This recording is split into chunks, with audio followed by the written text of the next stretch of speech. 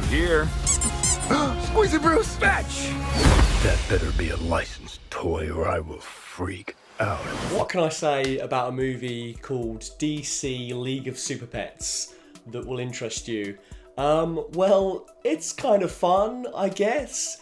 It's a good use of the DC brand that is squarely aimed at children or people such as myself who are dog lovers. If you fit in that Venn diagram, then I guess you'll have a good time. Or if you are indeed a parent who has young children and you have an affinity for superheroes and they have an affinity for superheroes, then I suppose you'll have a fun time.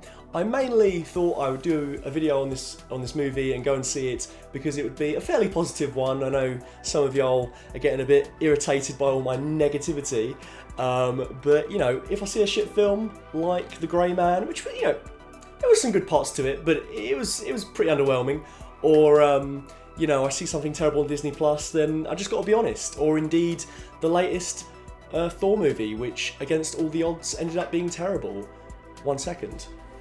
And even though it is squarely aimed at children, I probably had more fun with it than the last couple of MCU Phase 4 projects. There's a lot less riding on this, and it's one of those DC projects in a similar sort of vein as something like Peacemaker or Harley Quinn, in that it uses DC lore and tropes, but doesn't take itself seriously. Of course, the difference with those examples is they are R-rated and squarely aimed at adults, whereas here the MO is to be as silly as possible, and whenever the film is very meta and pokes fun at that world, it is pretty funny, actually. I think the best gag is probably when none other than Keanu Reeves as Batman is stood there talking to Ace the Bat Hound, and he's like, "No, I work alone, apart from Commissioner Gordon. Well, apart from Nightwing. Well, apart from Batgirl.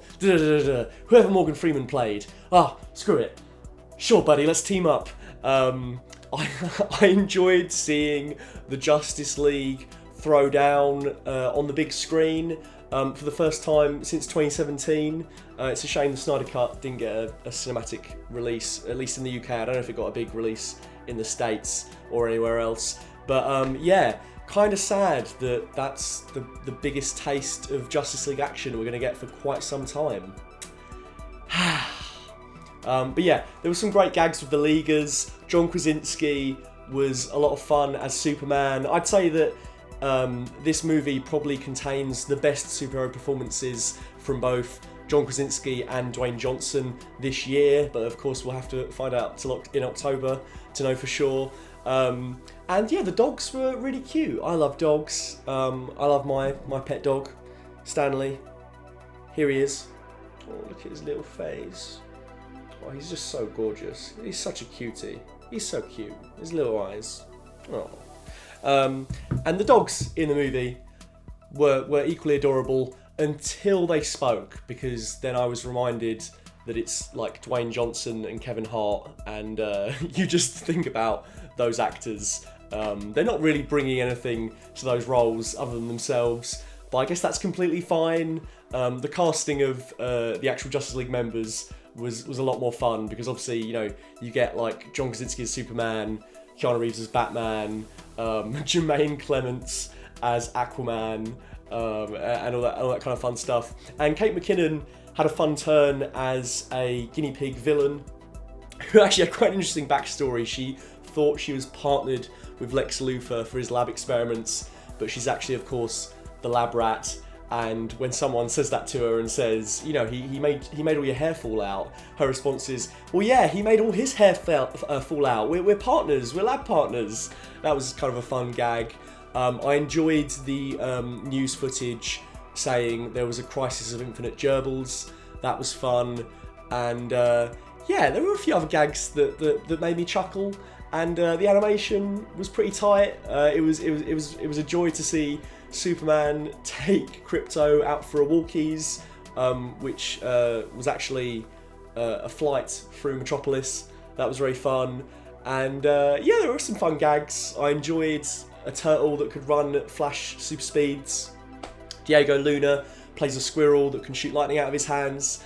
And I enjoyed the whole aspect of there being a team up between these super pets. The only thing that's kind of odd about it is the Justice League turn up, and then the pets all kind of roughly get paired with a different League member, but some of them have similar powers to the Justice League members, and then others just have completely wild different powers. Like, for example, the pig character who is a fangirl for Wonder Woman gets like Ant-Man shape-shifting, size-changing powers, and then Diego Luna's squirrel later gets paired up with Green Lantern, and even gets a Green Lantern ring.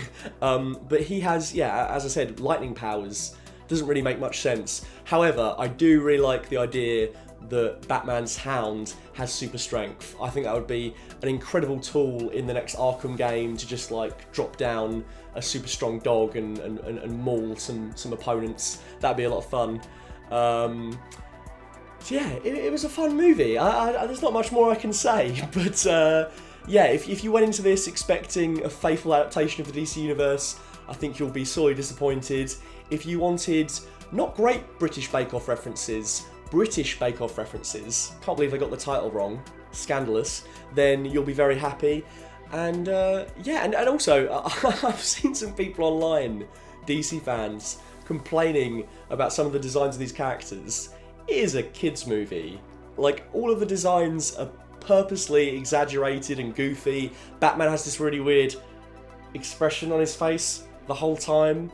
Although one thing I will say about Superman's costume, which I would like to see translated into live action, is he had these like sweet gold bracelets to sort of match his belt, and then he had sort of like a similar kind of colouring on his boots. That looked pretty sweet. I would like to see how that would translate in live action. Some other gags I enjoyed is when the Justice League are captured, the villain puts them in different kind of cages, and Cyborg cannot do anything because he is trapped on airplane mode. The Flash is caught in a giant spinning hamster wheel, and Batman just gets a regular cage because he's normal.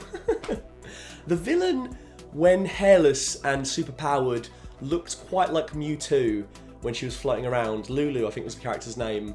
So that was a strange comparison. Also, weirdly, loads of Marvel references. There's a reference to Wolverine, and the Wolverine font actually comes up when the squirrel character in question is being referenced as like Squirrelreen or something, which doesn't quite work. And then Superman kind of chuckles to himself when he's doing the ironing, saying, "Oh, I should be Iron Man." You know, again, jokes aimed at kids, but they did get a chuckle out of me. The weirdest joke in the whole thing is probably when the turtle super speeds way past the enemies and out of Metropolis entirely and ends up in a random field. She says, "Where the fuck am I?" And the movie bleeps the F word, but you can hear what she's saying. So kind of an odd thing to do in a kids movie, I guess. What else did I like about it? Not an awful lot, but you know, it's one of those movies, like, did it do what it set out to do? Absolutely. Am I glad I saw it? I guess. Was it better than some of the more haggard, more self-serving, self-serious and pretentious superhero projects that have come out in the last couple of years? Possibly so, yes. This was definitely an easier watch than Black Widow, I guess.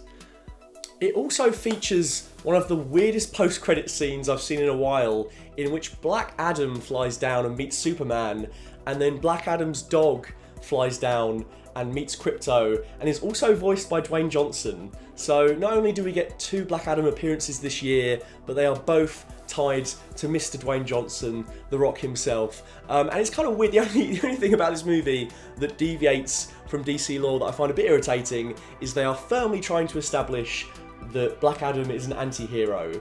And to me that just is so odd, because he's a villain, man. Like he's had some anti-hero moments in the past, but you know, he's Shazam's nemesis. It seems odd they keep pairing him up with Superman or teasing it.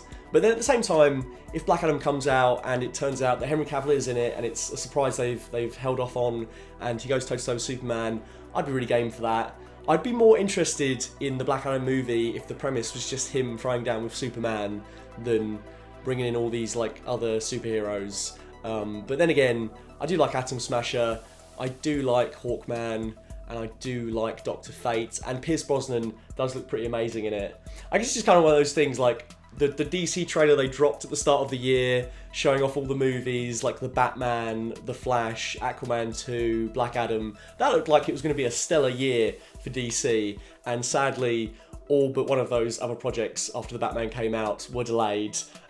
So like Black Adam being kind of the centerpiece for the rest of the year isn't quite as exciting. I was way more excited for The Flash and Aquaman 2, and Black Adam was kind of like your Fast and Furious superhero fun that was going to come out in between. But, you know, who knows? It might be good, it might not.